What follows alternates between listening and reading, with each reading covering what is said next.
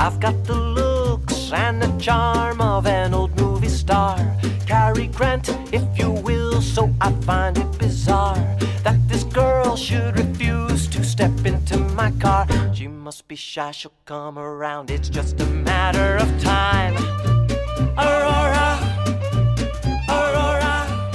Hey there, Screen Beans, and welcome to Screen Snark, the podcast that celebrates all of the shows that are in our eyes, on our minds, and in our hearts.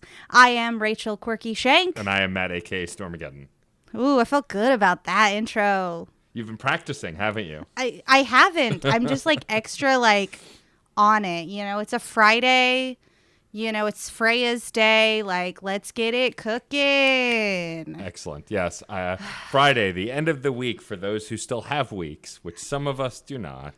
Time is a lake regardless, so. I am really excited for our guest today because we have been friends for a long time, and she then recently joined our podcast network with mutual friend MJ, a.k.a. Frankie, a.k.a.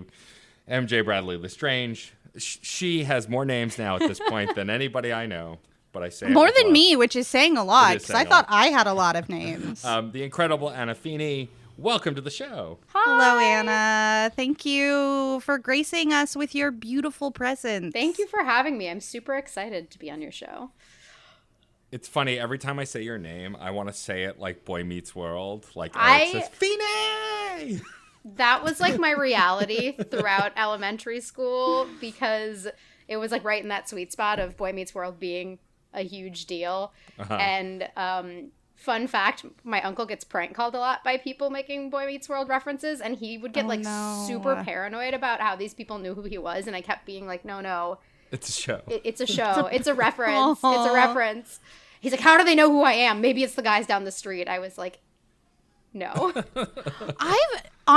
I've never contemplated the, almost eldritch horror of having a pop culture name and not knowing the pop culture reference. Yeah. That must be terrifying. He was very convinced that they would call my house next, and I was home alone at the time because my parents were out of town, and I kept explaining to him that it was incredibly harmless and we were fine and he was fine, but he didn't understand it, so. Oh. We're really excited to have Anna on. We are slowly making our way through all of our new podcasting friends who have joined the Certain Point of View Network.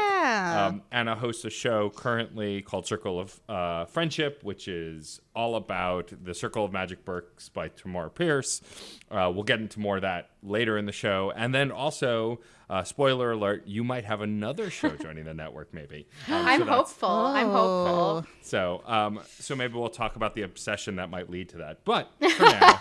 Perfect. Oh, good. Hyperfixation. I'm here for it. I have so much hyperfixation on a lot of things, so. Yeah. But this is not a show about hyperfixation. Well, actually, I guess it is. It is a show about the things we are watching, and I will start as I always do. And the thing that I'm bringing this week is actually really interesting because it brings us back to our saint of pop culture and movies, the man who has blessed this show and many other shows that Rachel and I are connected to, the incredible Patrick Willems. It all comes back to him. Oh, you're going to bring a Coppola, aren't you? No, I'm not going to bring a Coppola, although that video is phenomenal. I can't wait for part two. Very good. No, what I'm bringing is, first, it's dedicated to the incredible Emma, former intern of Patrick H. Willems, who was in some of the quarantine videos. Oh, I know what you watched. For those who don't know the discourse on the internet, Emma was on the last few of Patrick's quarantine videos, filling in a segment on why Patrick should watch the movie Locke, which is a movie starring Tom Hardy and a bunch of other really great British talent and American talent. And with that, obsession about Locke, I was curious, and I am a diehard Tom Hardy fan. I actually genuinely enjoyed the movie Venom. Unironically, just enjoyed that nonsense.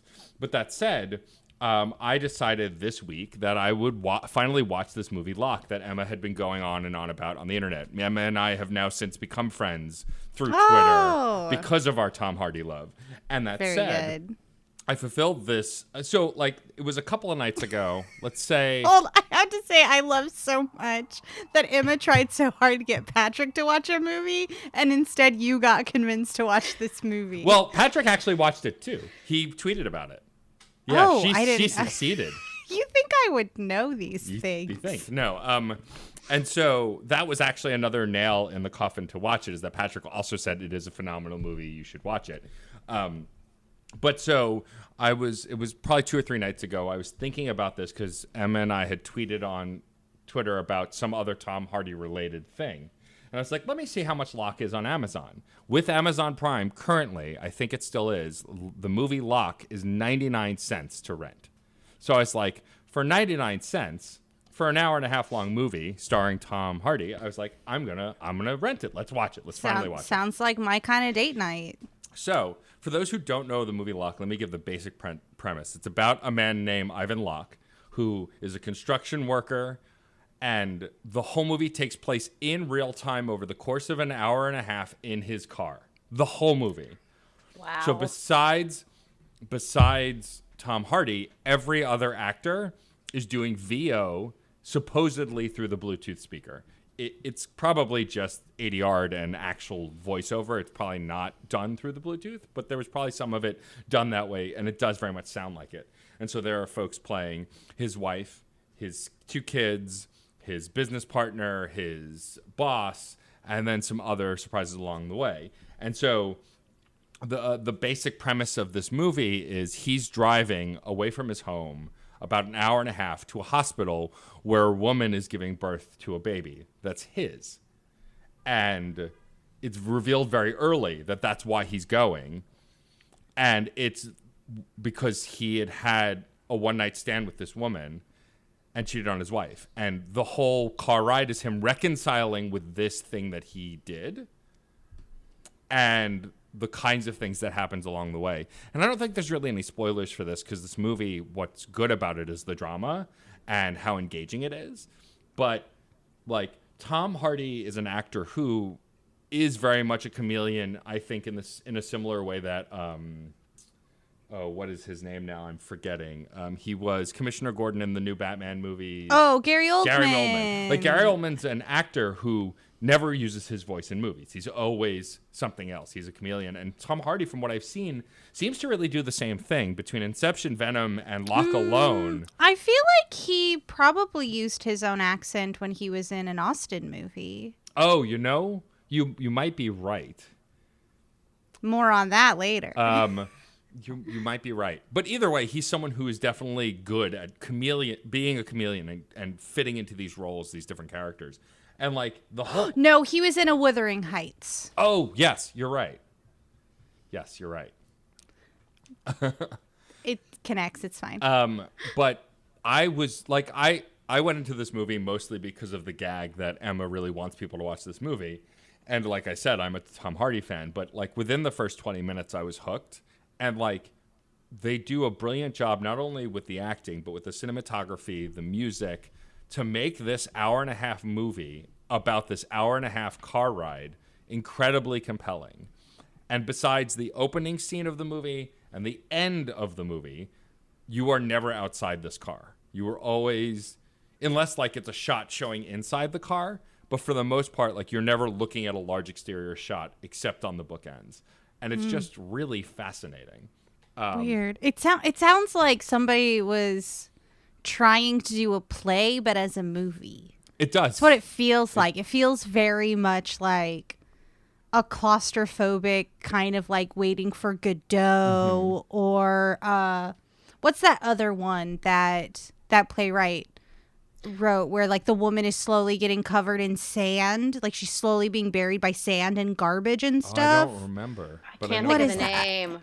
I think it's called Happy Days, but I could be wrong. The internet's screaming at me about it. But you know, that one with the woman and the sand and the... That thing. Rob Sterobin will correct us, inevitably. Yeah, our podcast lorist. But that said, like I went into this just as the gag of, oh, you know, I owe Emma. I promised her I'd watch it, and we're both Tom Hardy stans, so now I'm going to watch it. And then I was absolutely wrapped by it. I've seen plenty of movies where an actor gets to choose scenery, but this is a different kind of scenery chewing. I feel like He's so much. This one's a motor Well, scenery.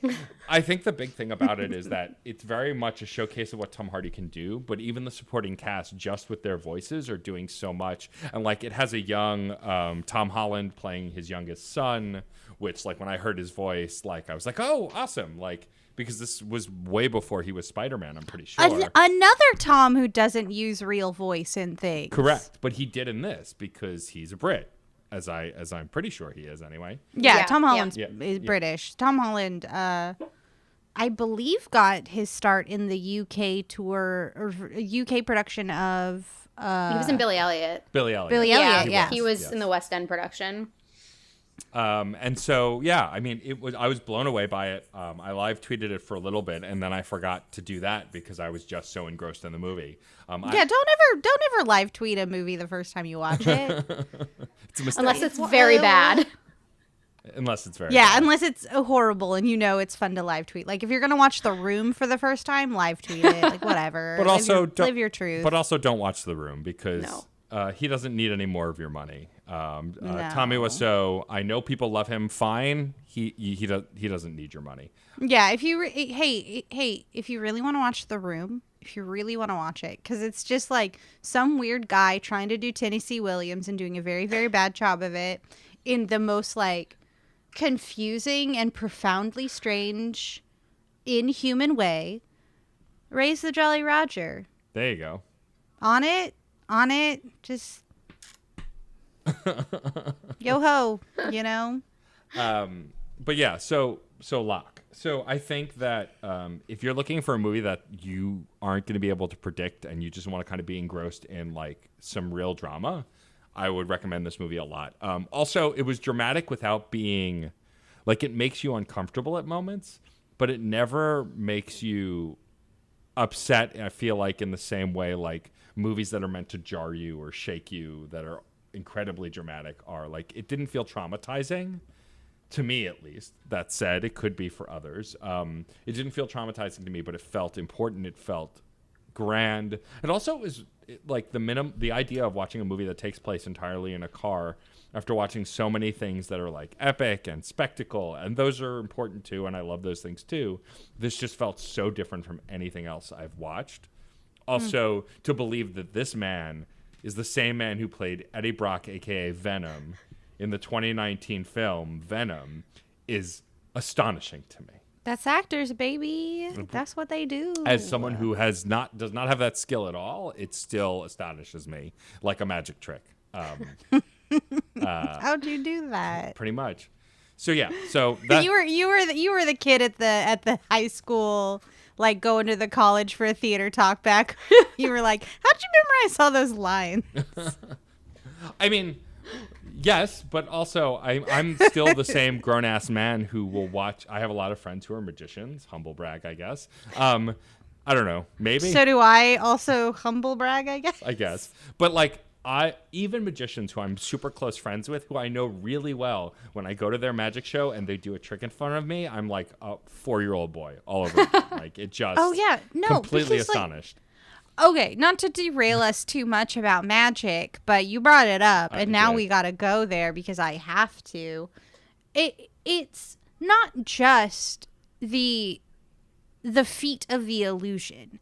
You know, that's not the only thing you're coming into, which number one is amazing. Like watching someone like make something disappear and do these things that sort of defy our logic brain obviously is very pleasurable to like our sense of imagination and our desire for play and all of that. But you also watch it with sort of this twofold sense of this person is practicing a craft that they have poured so much of themselves into. Yeah. You know, it's kind of one of those, like, you look at a sculpture and you're like, wow, that's beautiful. It looks so realistic and so lifelike. And then you go, oh shit, somebody took a big piece of rock and they made it look like a person. How did they do that? That's pretty wild, you know? I went to see that magic show that was at the theater right by Union Square. Oh, I'm so I can't jealous. remember. I wanted to see it so I wanted to bad. see it too. So I got picked unbeknownst to me, like way in advance when my friend bought the tickets because she was treating me since she stayed with me while she was here. And I mean, I figured out like how the trick itself worked, but basically what happened was I got randomly picked from the audience based on a card that I picked off the wall at the beginning. So there had to be someone watching everyone pick the cards who figured out who I was because this took so much work. But then he shuffled the cards. He had someone else draw the cards. So mine somehow still winds up on the top of the deck. And it was like a random word that described me. So they had no way of knowing what card I was going to pick. So it takes a lot of moving pieces. And then had me pick a letter out of a stack of letters, which were obviously all the same letter inside, but different handwriting and addresses on the outside. And inside that letter, or inside that envelope, was a handwritten letter from my mom in Wisconsin.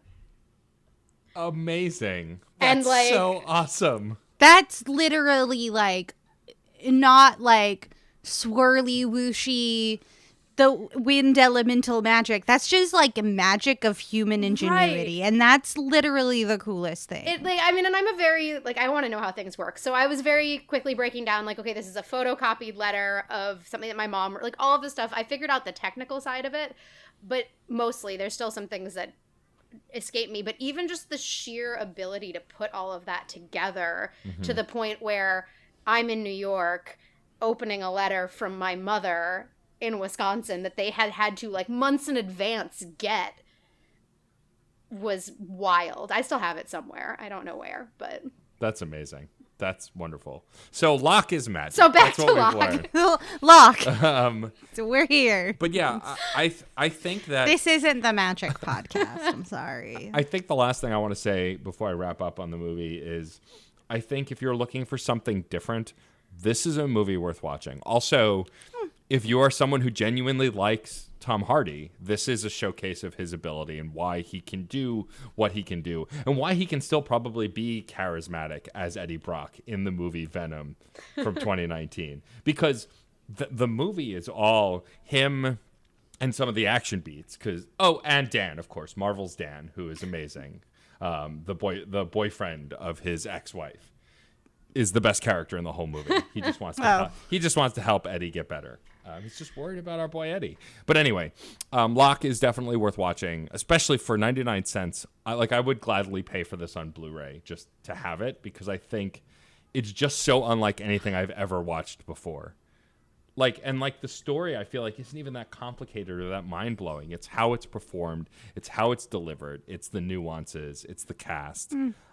It's just phenomenal. I would say run, don't walk to watch it on Amazon immediately if you have Amazon. If you don't have Amazon, fuck those guys and go buy it somewhere else. But Jeff Bezos, you're a monster. You are a monster. But if you have Amazon Prime already, as a lot of us do, and you're paying for it, spend the extra 99 cents because it's worth it to watch this movie. I love it. So, Matt. Yes. I gotta ask because we're on the podcast Screen Snark, and we have few rules here, but this is one of them that exists for this show. If you had to describe Locke in 3 words, and you cannot use the word Locke with an E. If you want to use Locke with an L-O-C-K, like, I will allow it because it's a different word. It's like a homophone. I'll accept homophones. But you only get 3 words to describe this flick. Which 3 do you pick? And what order do you put them in? That's also very important.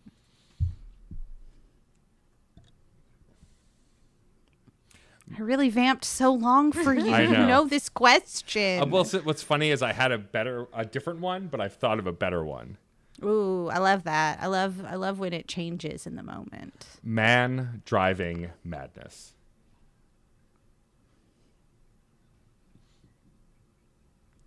I'm going to have to think about that for like quite a while. Because is the man driving the madness like a car? Or is it like man driving and the madness? I'll just have to wait for Case to punctuate it. Yes. For me to understand it. Because I guess grammar and syntax it does. and punctuation make all the difference in the expression of a phrase. Are you done? Case. Are you done? Are you done harassing Case? Oh no, never. Never. It's a thing now. It's a bit. We have a bit. We have many. Case and I just have one of those things. Le je ne sais quoi. Very, very similar to the film that I brought to the table. Here we go. Nice transition. Very good animosity that leads to deeper, beautiful relationships. Like your Beatrices and your Benedicts. Your Elizabeth Bennets and your Mr. Darcys.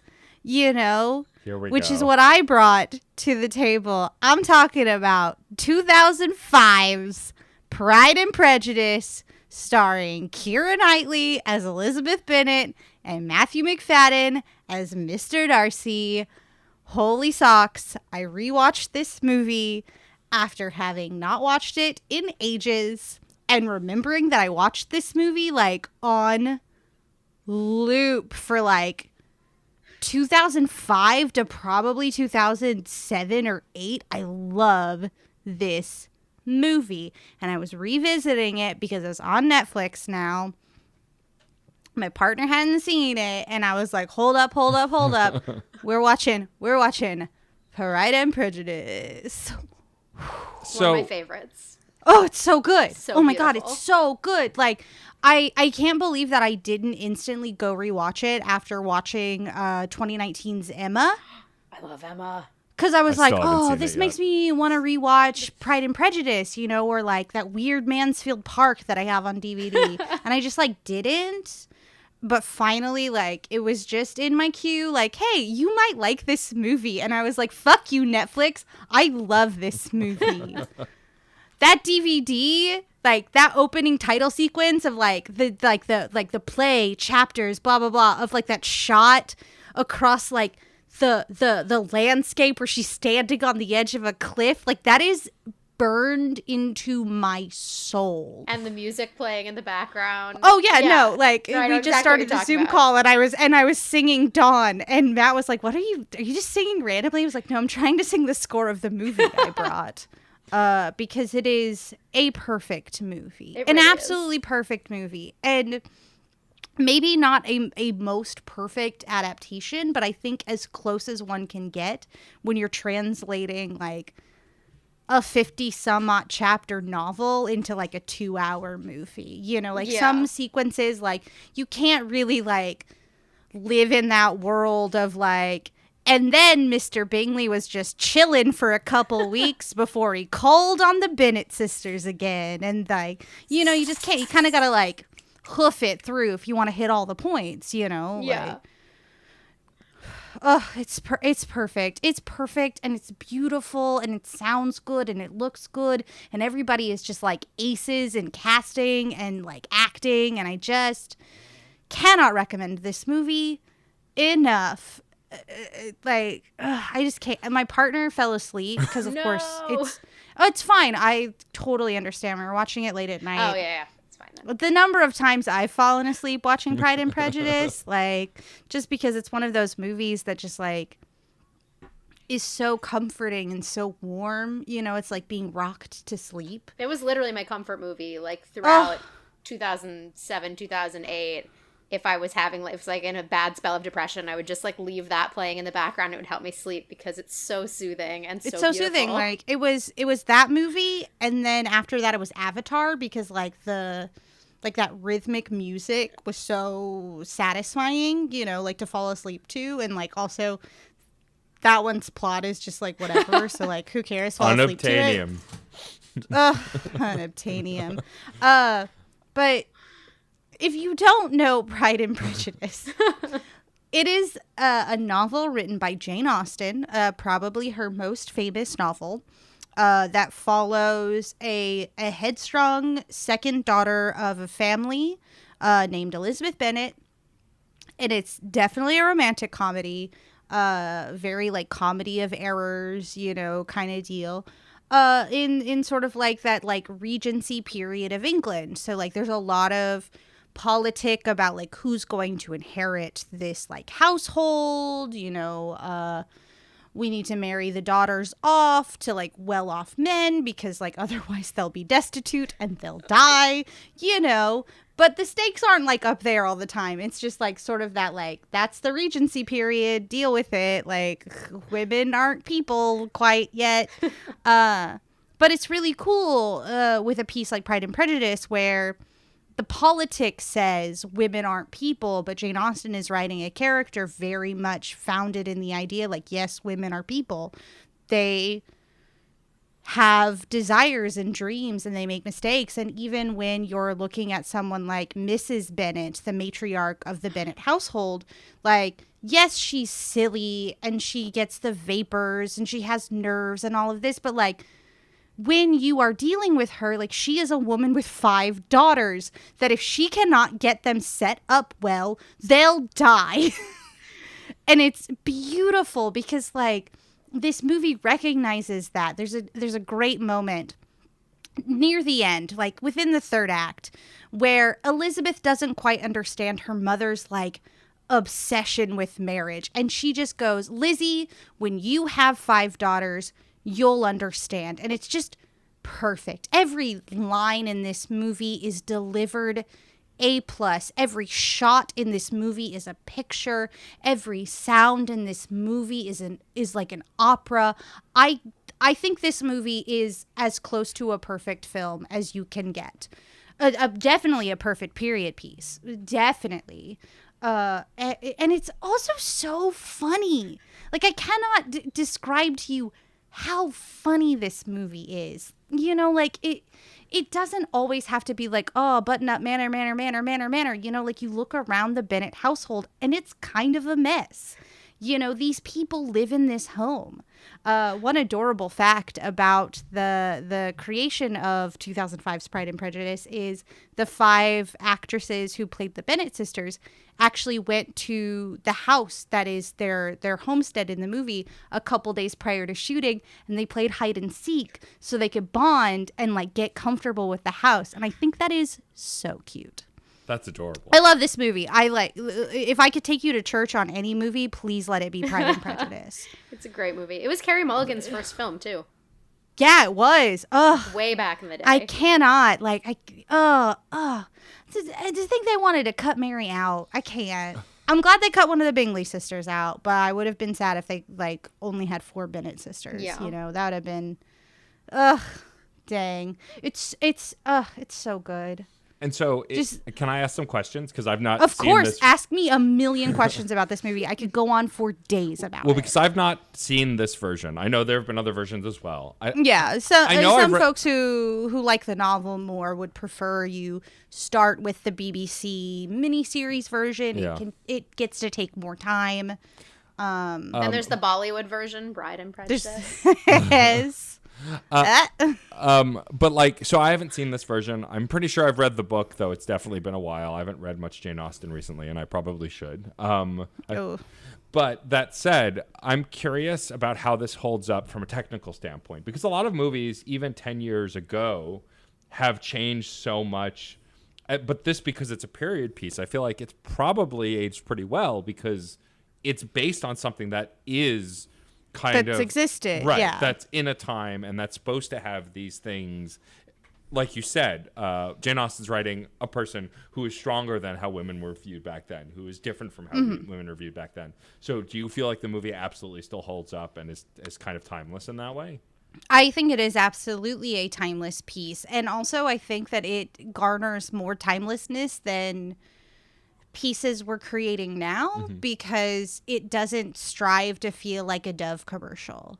You know, it's not like girl power, hashtag girl boss, you know, this like trend of feminism as commodity. Right. You know, it is a tale of a headstrong man and a headstrong woman getting over their own bullshit to realize that, like, they're perfect together. Like, they'll be a great team, you know? And it's one of those really beautiful pieces. And I cannot describe how simple things that happen in the movie feel so powerful. There's like, I don't really want to spoil too much, but there's a beautiful scene in like a rainy gazebo where like Mr. Darcy is confessing his love to Elizabeth in literally the worst way possible. And he steps so close to her after she has just shut his shit down in, again, like the nastiest way possible for like the Regency period, just like a verbal curb stomping, no joke. And he just leans in closer and his mouth just goes, please. And I just die. I die. Like, I will say, like, my sexuality probably from 2005 to like maybe 2010 was Matthew McFadden walking through the fog. Amazing. Like, truly.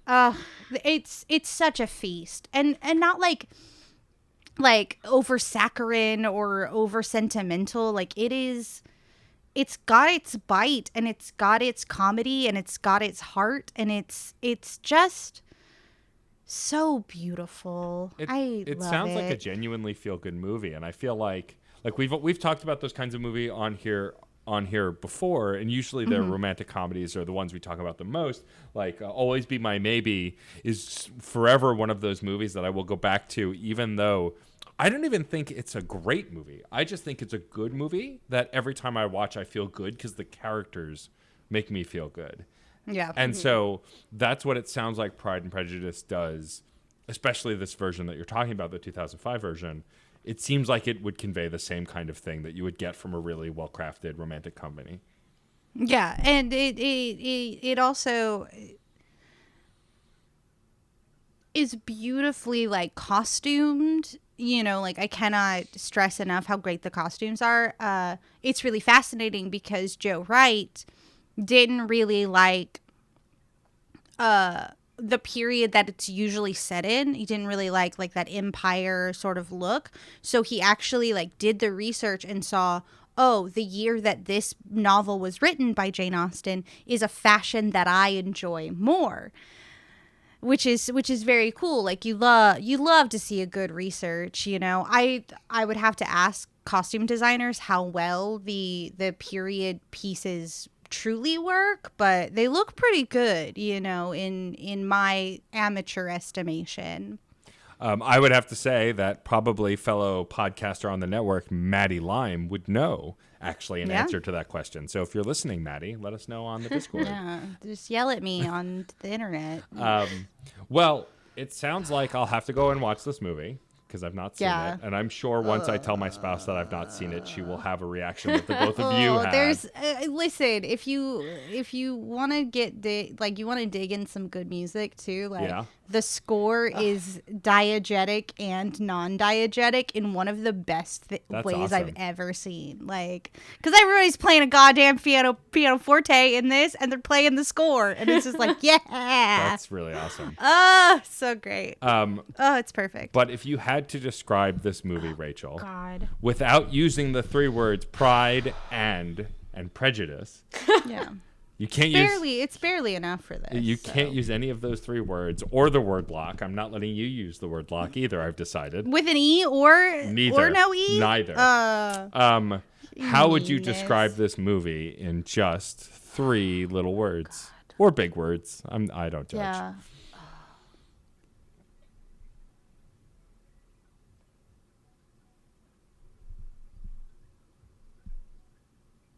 Every frame picturesque. Nice. I love that. That's great. It's true. Like, you go back. Like, I was like just idly like passing through all of it, and it's just like all of these shots are beautiful. They're well lit. Like, even if you like can't get down on sort of like the Regency period like romantic comedy of it all, like it's a beautiful movie. The like even the shot of just like Miss Bingley and Elizabeth like taking a turn around the room, and like the camera kind of follows that situation and kind of like gives I love it. I want to go watch it again.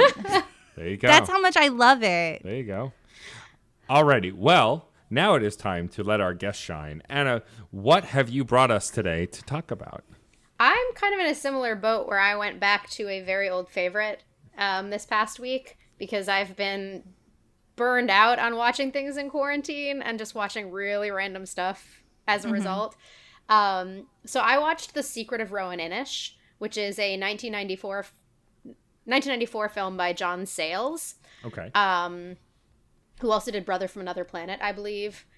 And this is another movie that's just visually stunning. Music is gorgeous. Hits you right in the feels. It is the story of a young girl named Fiona in post-World War II Ireland, whose family has suffered some tragedies. Like, her mom died. Her family left the island where they'd grown up, and she went to the city to live with her father, who was working. And there was also an accident involving her little brother. So there's a lot going on, and her dad is very much not capable of taking care of her. So he ships her back to the coast to live with her grandparents. And then this film dives into tradition, folklore, legends. There's a lot tying it to Selkie mythology. Oh, very good. And it's very, like, fairy tale-esque, I would say. It's not overtly a fairy tale, exactly. It's more the ways that folklore blend in with real life if you're living in a traditional setting. But it's about rediscovering her home, rediscovering her family. Her grandparents are struggling because Ireland after World War II was very depressed, and there wasn't a lot of work, especially for, like, elderly fishermen. And so they were, on verge of losing their house. And there's all of these, like, real world struggles going on underneath, but it's not a dark movie at all. It's not like a depressing movie. It's not about how dark and cold the world can be. It's basically about her and her older cousin finding hope and finding possibility in their traditions and going back, and with a lot of, like, storytelling thrown in, and a lot of beautiful like misty seas with Seal's head popping out and beautiful Irish, like, jigs playing in the background. It's one of my favorite movies. I watched it on repeat as a child. My middle name's also Fiona, so, like, whenever I think of my name, I always hear them going, Fiona, Fiona, in the movie. Like, I have so many lines from that movie burned into my memory. Oh, I love that. Just because there's so many iconic moments where someone will just say something, like, into the silence. There's, like, a moment where she's sitting with her grandfather and he starts to tell her a story, and he just goes, "The sea gives, the sea takes away." It's like, oh, it's so good. Ooh.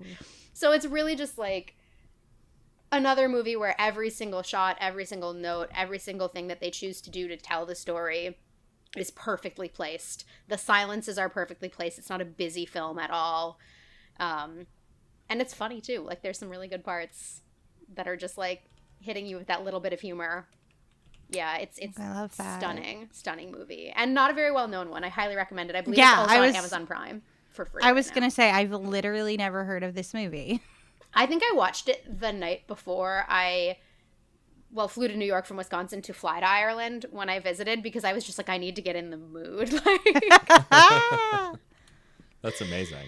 It's incredible. Just, there's not really a lot of plot to spoil apart from some obvious things, but it's just this gorgeous, gorgeous story of this girl kind of just, like, she's not really down on herself or down on anything. She just sort of is like, why can't we go and make our life again? So it's a really hopeful story. I love that. That's amazing. And so I'm curious, how did you discover this movie when you were younger?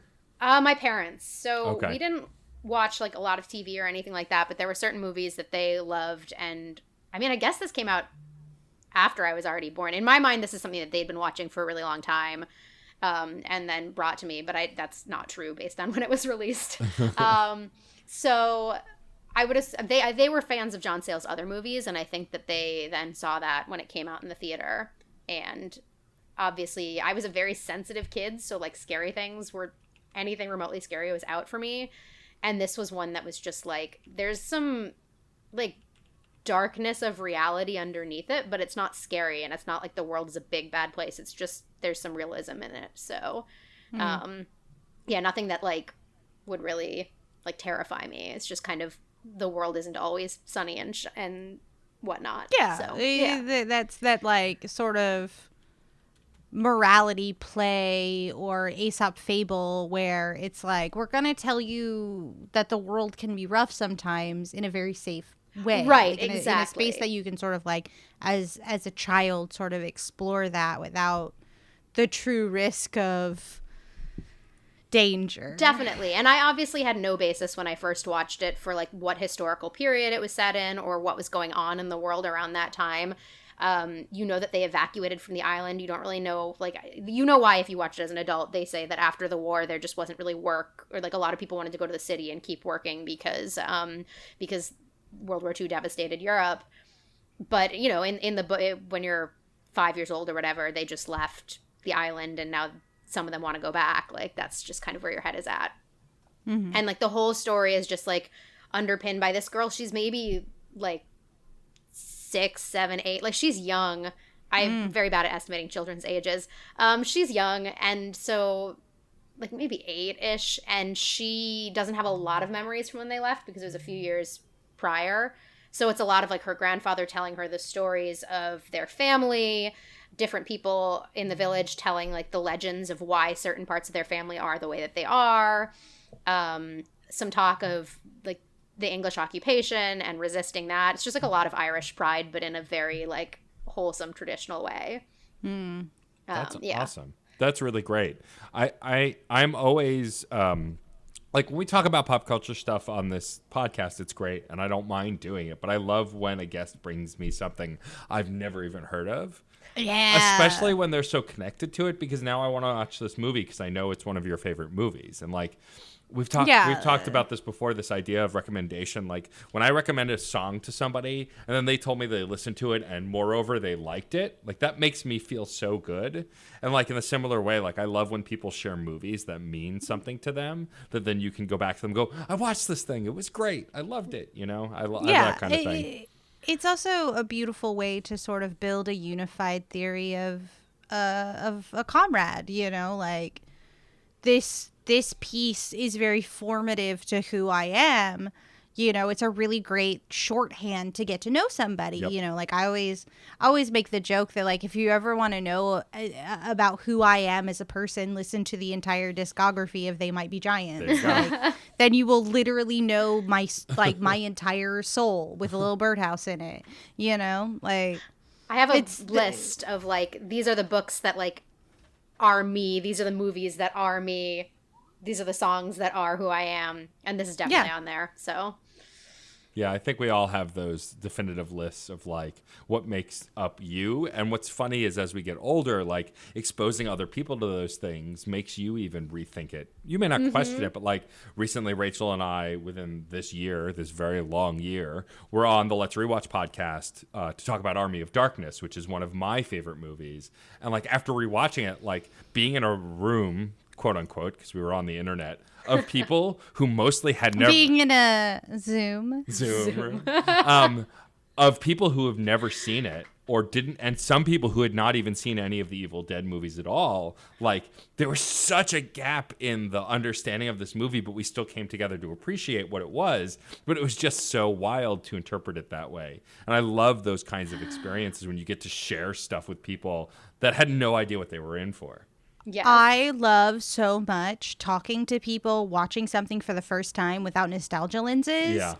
I was just talking to someone, and if you're listening, I'm so sorry that I have forgotten who this conversation was with, because like I have the memory of a goldfish. I can remember like events, but like putting like people or places to it, but like just talking about Disney animated features of like, I haven't seen this Disney animated feature and I'm a grown adult, and it's just like, tell me what you think about Right? it, because like I can never watch it for the first time as an adult. Yeah. I could never ever do that. It is literally impossible. Yeah. Unless like somebody like put me in a memory box or like hit me real hard with a shovel, you know, and I survived, and all of a sudden it's like I don't remember Disney movies. It's just so fascinating to see like what people cling to when they aren't clinging to that taste of nostalgia, you know, that feeling of like, let us go to the past. Let us, you know, I think that's why it was so interesting watching Pride and Prejudice, a movie that like is dripped in nostalgia for me. Like the Pride and Prejudice movie is the reason I started reading Jane Austen. Like it was it was the thing that started my lifelong love affair with this author and her works, you know. And so it's interesting to like see. So I'm very excited to like touch base on this movie that I have no understanding of and just like experience it and just be like, oh, this is formative to my friend, you know? Absolutely. And we actually, it was me and my sister and our roommate, and we watched it. And so obviously we grew up watching it, and then she watched it with us, and it was really fun to have her kind of like experience it for the first time. She liked it. So That's awesome. it's a pretty safe bet. Like there's not a lot that people aren't going to like about this movie, but yeah, if it's well made and right. like, Right. There's nothing where you're like maybe there's one or two things because it's like Ireland in the 1940s or whatever, but there's very few things because it's such an insular movie where you go like, ooh, that aged poorly or anything like that. So that's awesome. Well, if you had to sum up The Secret of Roan Inish in just 3 words, not using any of those words that I couldn't even spell until I looked up the movie. Well, secret I could have spelled. I'll say that. yeah. But the rest of it- And of, yes. Well, Maybe not. Depends on the maybe. day. We'll figure it out. Then why has it got an F? And it makes a V sound. English. You're a garbage dookie language. If you had to sum up this movie in just 3 words, what 3 words would you use? ooh. And you don't. It doesn't have to be a sentence. Often, though, they are, but it doesn't have to be. I would say magic, tradition, and healing. Ooh, I'm sold. I like those I'm 3 sold. words. That works. Awesome. I can't wait to watch it. I love getting taken to like the pulpit about stuff that I didn't know. Yeah, Like totally. Our previous guest got me on board with Unstoppable Wasp. You know, Yep. like I love it. Now I'm just like I want to go watch this mysterious mid-90s Irish magic movie. Are you kidding? Sounds like it's right up my alley. It feels like I shouldn't have slept on it. It's so beautiful. Like I have such a weird sweet spot, and it's hard to find things that fit that sweet spot of like things that are basically fairy tales about trauma and grief and healing. That's like a very particular thing that I like. It's why I love Alice Hoffman's books. It's why I love Tamora Pierce, who I, review on my, especially the Circle of Magic books that we review on my podcast. There's like this very specific niche where it's like, I don't want it to be like big flashy magic. I want it to be like sort of embodying everything and just kind of there. Yeah. And then also be about human like struggles to like understand yourself and overcome your past. And like, it's why The Magicians got me so hard too. Like by the time second season hit, I was just like, yes. Oh yeah. Give me magical realism. Yes. Play in that space of like people have computers and cell phones, but also like fairies, right? I guess. Like, that entire genre of just like, and like grounding it in that really human, like these are things that we can all relate to, even if we can't, float away on the sea with some seals and find this island or whatever. These are things that we can relate to because it's like, oh, I know what it's like to have lost someone, or I know what it's like to have experienced grief, or to not know what my future holds, or any of these things. To be a kid living in a world with adult problems. Yeah, like Sold. your Coralines or your like. Mm-hmm. Like the world is not the world, and you kind of have to like explore it and go through the danger and then deal with your junk. Mm-hmm. Through, Exactly. like, it's like Pan's Labyrinth too is another one of those pieces that's just like, thank you for a modern fairy tale. Exactly. Sure.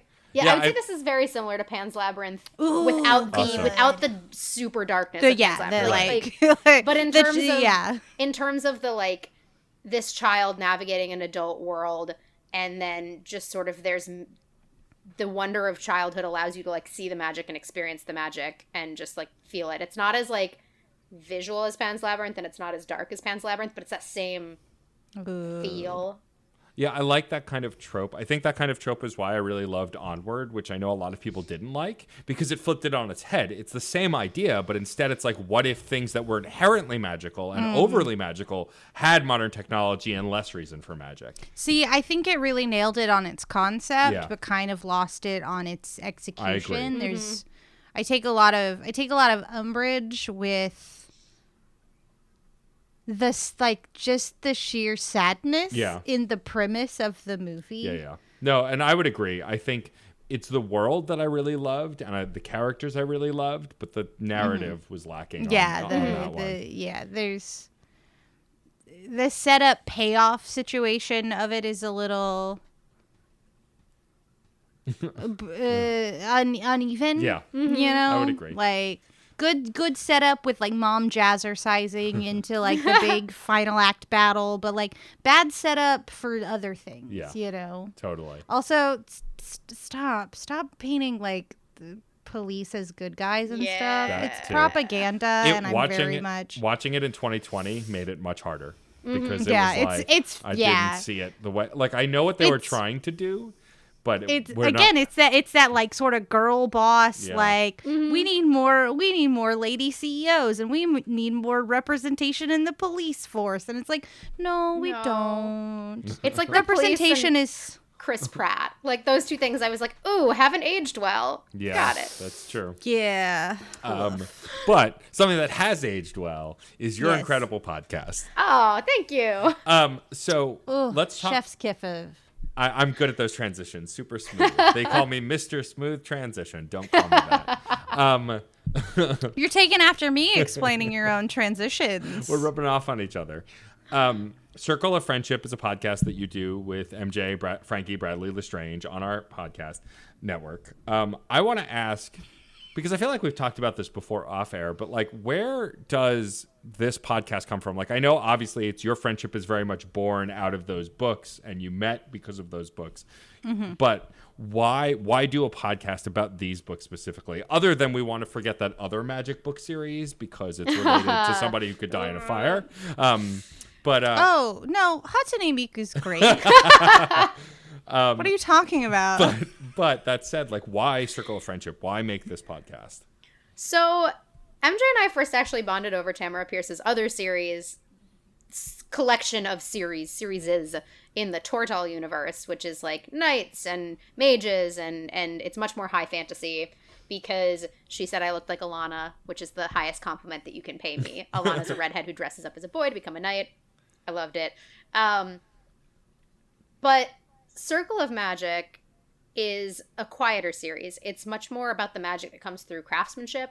Everyone in the main characters' magic expresses themselves through something that they love doing, like weaving, spinning, blacksmithing, weather control, which is not quite a craft, but it's still really cool, and plants, and then it kind of just keeps going from there.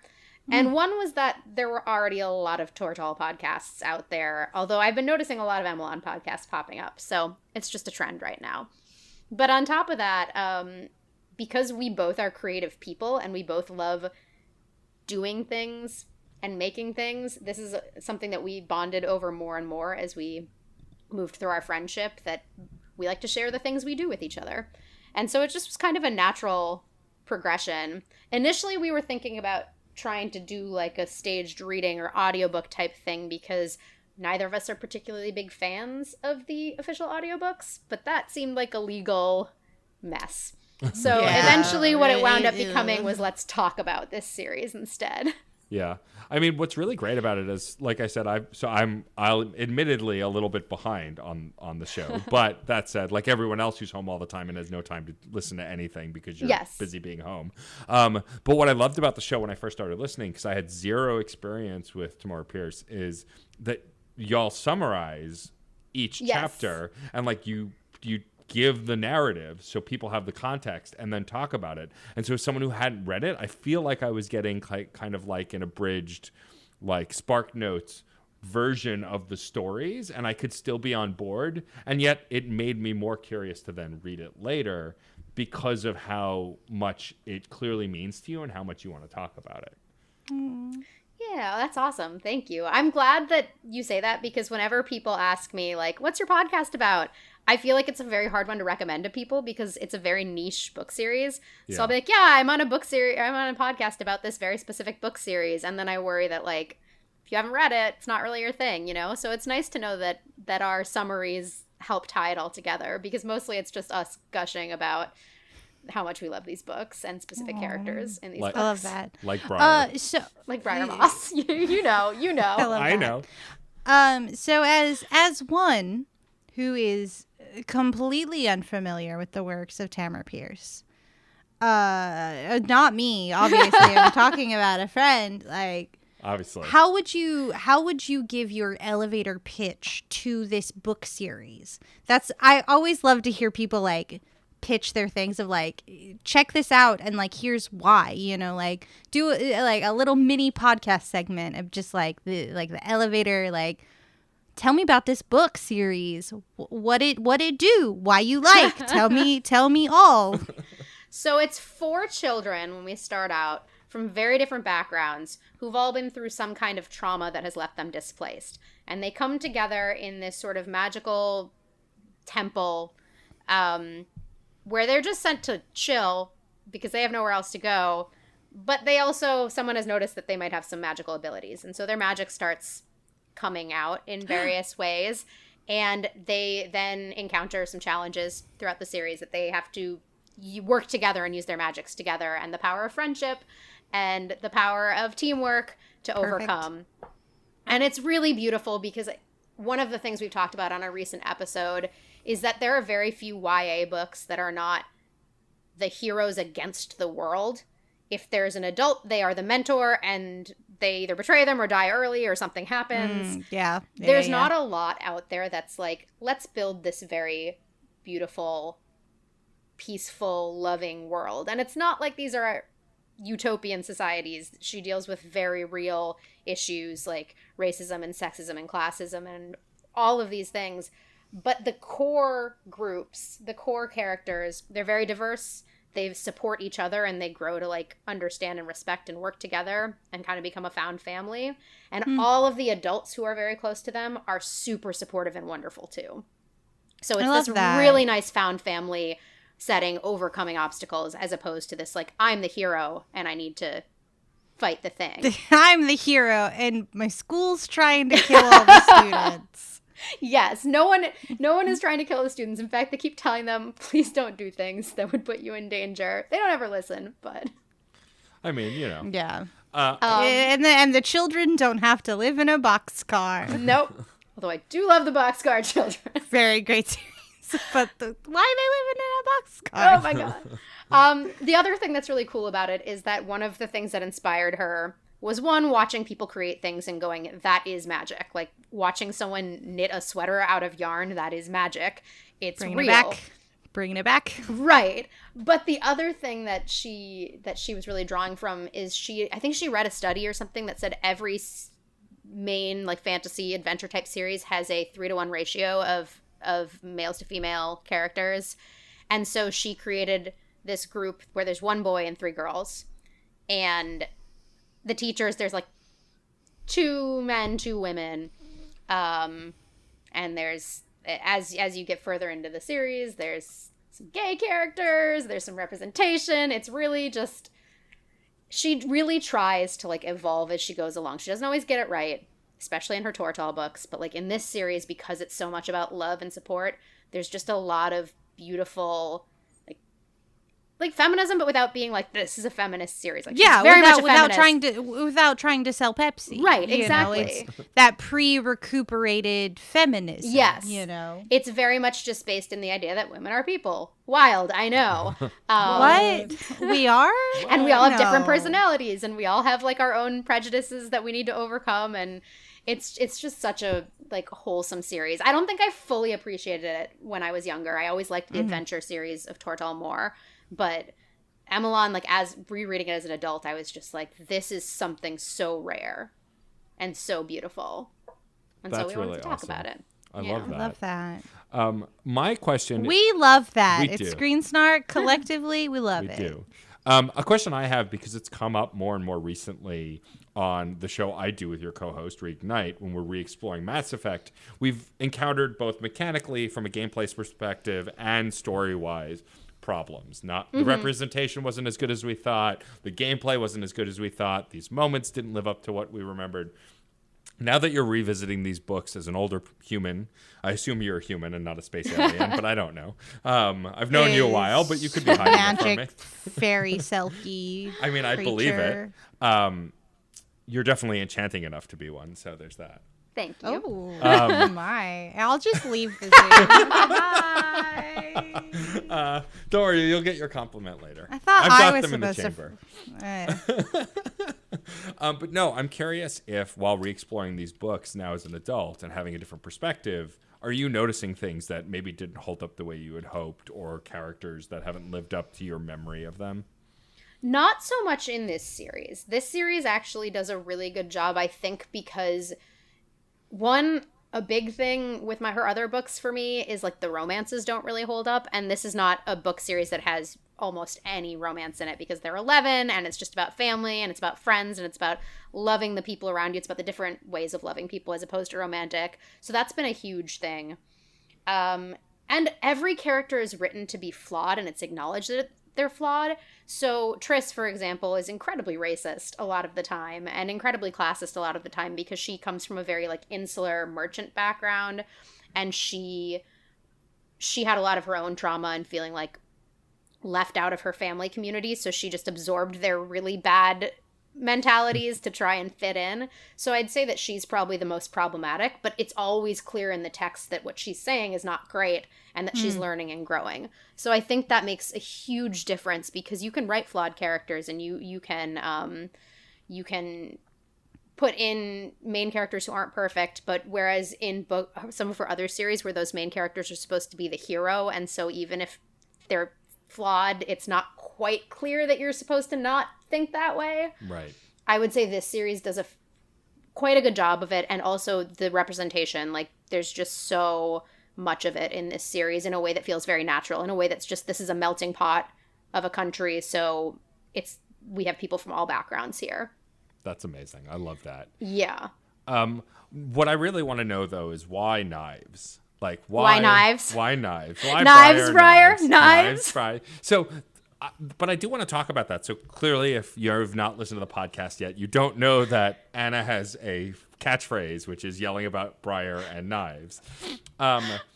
These funny moments, though, that you're discussing the book, where do they, like, you just come across them naturally? Are there seeds of that just in the text? Is it just you guys having fun and that's where it comes from? Like, because you're clearly having a great time doing this. So Knives Briar is actually straight from the book. It's a line directly out of the book. Briar is a former street rat. He gets taken into this very peaceful community by this very fussy mage named Nico, who has spent the whole trip there having rescued him from basically being condemned to work to death because he recognized that he had this seed of magic. He spent the whole journey like confiscating the things that he's stolen, promising him that yes, you will continue being fed, you don't need to go to the kitchens and take food, trying to get him to take baths, and taking weapons away from him because Briar's had to survive on his own for a long time. So Nico discovers that Briar has knives on him, having confiscated them many times before, and goes, "Knives, Briar?" And Briar goes, "Yes, but..." And he's like, "Knives, Briar?" And then we just continued putting more and more emphasis on that because it is the epitome of Briar's characterization.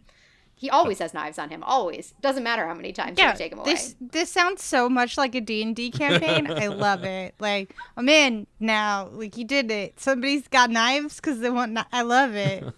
He's always got them, and he's always, like, he adjusts really well to, like, being well-fed and having people that he can trust, but he's always got those street smarts about him. Yeah. And he's kind of a little shit a lot of the time. Yeah. Do you happen to Dungeon and Dragon or some form of TTRPG? I have dabbled in some short campaigns and campaigns that have started and not gotten off the ground, but I've never actually, like, fully committed to it. Oh my gosh, because we're talking about a thing, and I just got a book recently. I'm sorry to derail this podcast, but like I think it really ties into all of the stuff. I got this book called Witchcraft, and it is a TTRPG sort of compendium of how to do Dungeons and Dragons with people who love to make stuff. That's so you can build a character that like can scrapbook, or like familiars that are like particularly like helpful. Like there's one called a Utilitortoise. Oh my god. That's just like a magical tortoise with like a dimension pocket in its shell that you can like store stuff in. It's very, very cool. Sorry, I love we're just that. talking about it, and it's like such a darling piece. It kind of it it merges fits a lot perfectly. of it merges a lot of what we're talking about, you know, this idea of like crafting as magic and storytelling, utilizing, you know, making things as magical, you know, because it's really cool. So do you consider yourself a crafter? I don't do a lot of like physical crafting of things. Like I do a lot of like little hobbies here and there, but I've never been like, this is the thing that I make. I do a lot of tarot reading. I do a lot of like work through that. I have like sung my whole life because I come from a musical family, although I don't like do music. So I just kind of like, I find a lot of joy in creative things, though. I find a lot of joy in beautiful. writing. I find a lot of joy in, I very badly keep plants alive, but that's something I'm working Same. on. That's difficult. Yeah. No, you just the plants are hard. They It's are. like you're starting a relationship with them, and like Briar would be very disappointed in me. gotta His have magic is. room. Yeah. Here's a spooky question. Yeah. Since you mentioned tarot, do you have a particular card that you feel that you are drawn to, or a suit, or Yes. So the one that sort of like sums you up, and why? the spookiest of cards, Death, is one of my birth cards. It's my I favorite love the card. death card. Because it's such a good message. Like everyone freaks out when they get it. And I'm always Oh like, my God, don't I just freak had this out. conversation. Like, why is the death card not scary? I'm like, because it's rebirth. It's my rebirth. friend. The only time I had it come up where I was like, this doesn't mean death, and then like it very clearly meant like physical death, was my friend wanted a reading before going to like a voluntary surgery. It wasn't like a life-threatening surgery. And I was like, it's not going to tell you if you're going to die or not. We're just going to like talk about your mental state. And then it was death reversed, and it was like, you are not going to die. You'll be fine. You're going to Yeah. be okay. Yeah, I just wish people would recognize that the tower's the real Oh God. problem. Yep. We're in a tower moment right now, collectively as a society. This is Pulling very it true. a lot recently. Real hard time. Do you feel like this book, these books, especially as you're podcasting about them, have given you new love for activities, tasks, or arts or crafts that you maybe didn't have any interest in before? Yeah, I mean, I wouldn't say that I've necessarily gone and pursued a lot of them, but one is that I'm very interested in things like, how do you spin thread, and blacksmithing? What is that? How does it work? But also the way that she writes, she does her research, and it's very technical, but also in a way that just builds the imagery for you. It's not dry. So without ever having seen someone use a spindle, I feel like I can envision what that looks like, because Sand really like spins some thread and she'll describe how it works. And she does a lot of that. And so it really just like builds that love for the idea of crafting and the idea of like making things and expressing yourself both creatively and magically through that. That's awesome. I'm curious. yeah. I'm curious, like some other podcasts on our network, what you're covering has an end. Like this book series has an end point. Have you and MJ talked about doing a different book series, doing another magical series, like, or is it just you're gonna do these books and then you're done? So there's 2.5-ish series in this wider Amelon Right. world. So we've got some time ahead of us. The current series that we're in is very short. Every book is like 300 pages, and it's like 13 chapters. So we've been getting through like 2 books a year, basically. We're in the 3rd book right now. And then the second series, they kind of expand a little bit more. It gets a little bit longer. Some different stuff starts happening. And then there's three standalone books that fill in some of the stuff that happens after that. So we've got a ways ahead of us. Gotcha. Especially as the books get longer and as the characters grow up. They're like 14 in the second series. They're like 18 in one of the other books. Starts dealing with Love a lot that. more adult content in terms of just like what the world holds for people. So yeah, we're like, we've got some ways ahead of us to start diving into that. We have talked about if we're still podcasting this, if we make it through 2 full series and the 3 books that follow, And just this planar existence. right? And are we still here? And what is going on in the world? We've talked about maybe moving on to Tortall, because at that point, someone may not have, there might not be as many people talking about it. Right. And it's obviously something we really love. I think there's going to be a lot more to dive into there in terms of things that don't hold up, because that's been my feeling rereading those books, although I do love them. Yeah. And what I really hope that they'll address in the TV show that they're supposedly making out of it, although I'm very nervous about that TV show. But because they're combining like 6-7 series with very different timelines into one. I don't know. It's going to be a mess. All right. But at that point, hopefully we'll have a lot to talk about in terms of those books. And then, who knows? We have so many book series that we've bonded over that I feel like we could just keep going to, like, Maggie's Stiefvater and, like, just take it all the way, probably. That's awesome. I urge folks, if you are not subscribed to Circle of Friendship, please go check it out. You can find it at certainpov.com with our podcast and a bunch of others. So definitely go check it out. Anna, thank you for being on the show so much. Thank you, Anna. Thank you for having me. This was so fun. Just a delight. Thank you. I love talking about things that I watch, so yeah. We'll it's nice definitely to have a We willing do audience. too. No, it means the world to me. I've known you for so long, and though the establishment that brought us together no longer exists, I'm very grateful to have you as a friend and for you to want to be a part of this and a part of this network, and it just means a lot. So I'm glad to have you here. Likewise, you've been my friend for almost like the entire time I've lived in New York, maybe like 6 months off of that or something. Wow. So Wow. yeah. Yeah, Wild. it's wild how time passes, but we're not going to lament about how old we are. We do have one last question for you, but before we get to that, I believe, Rachel, we have some folks that we should probably thank. Oh, yes, we have plenty of gratitude to go around. First and foremost, I would love to thank John Presnell for the use of the song Aurora off the album Fair Game, featuring Stefan Remble. Great album, great track, real bop, love it so much. It is phenomenal. I would like to thank the person who designed our show art, the incredible Katie Bug. I love those cartoon versions of us. I love our podcast art. Thank you so much for designing that for us. Yeah, and I would love to thank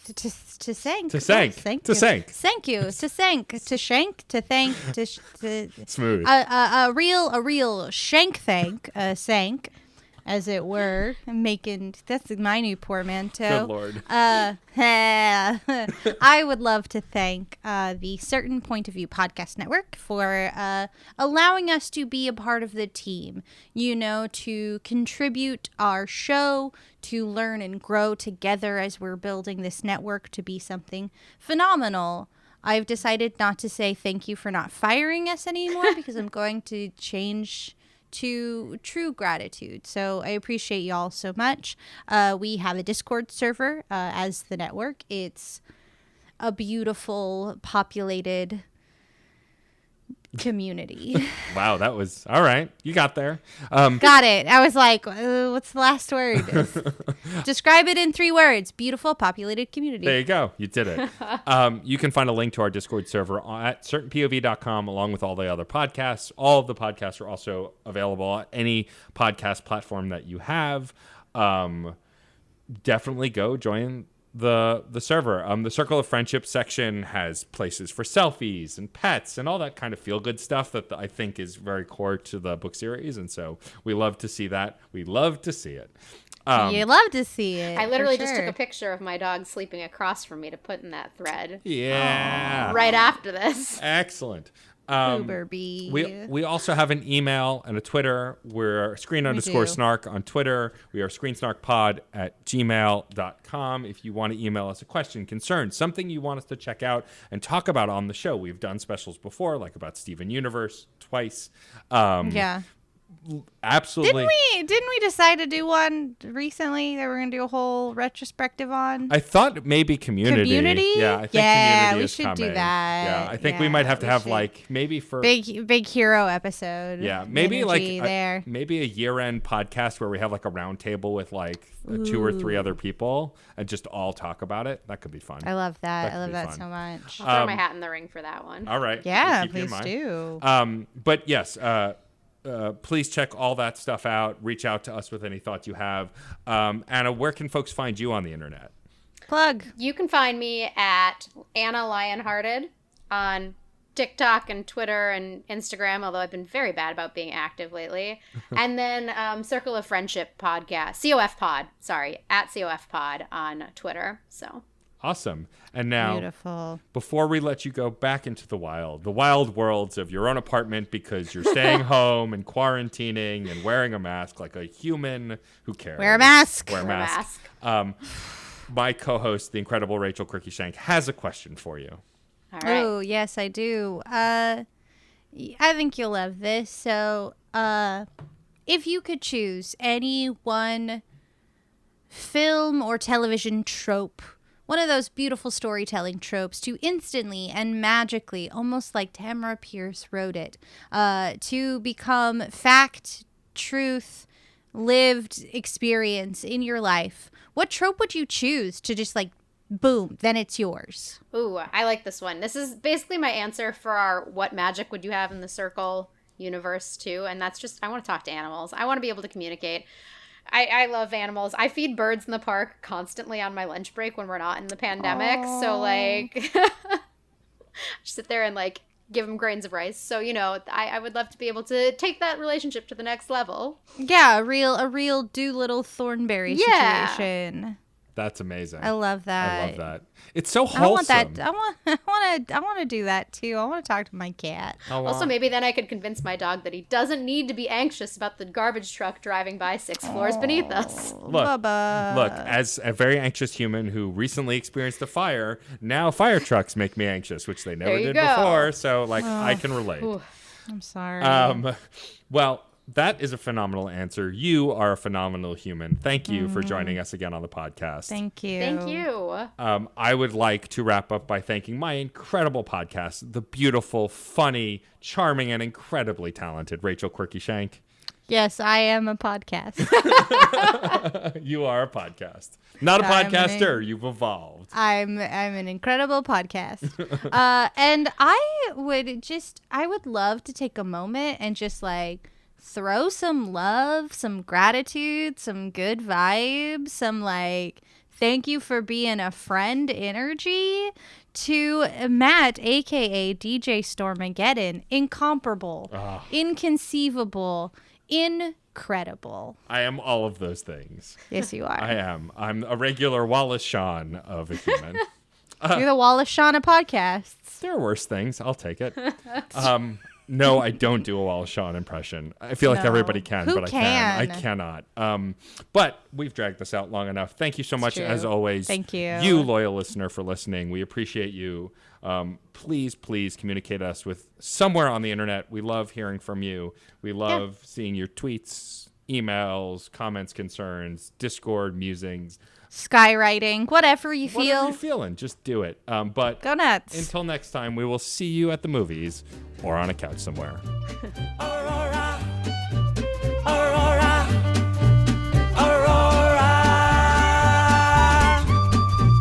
Aurora, Aurora, Aurora. Metal to magnet, she will be mine. Aurora. Did you know Rob Thomas has been writing since the mid-90s? The Matchbox 20 guy? No, the guy behind Veronica Mars. Oh, and iZombie. And Cupid, Party Down, the Cupid reboot. I haven't seen those. Me neither, but we should watch them and then talk about them on our podcast. Yes. We could call it the Rob Thomas No, not that one. Robcast. Every other Tuesday with Alex and MJ. Find us at notthatrobcast.libsyn.com or wherever you download podcasts. CPOV. CertainPOV.com.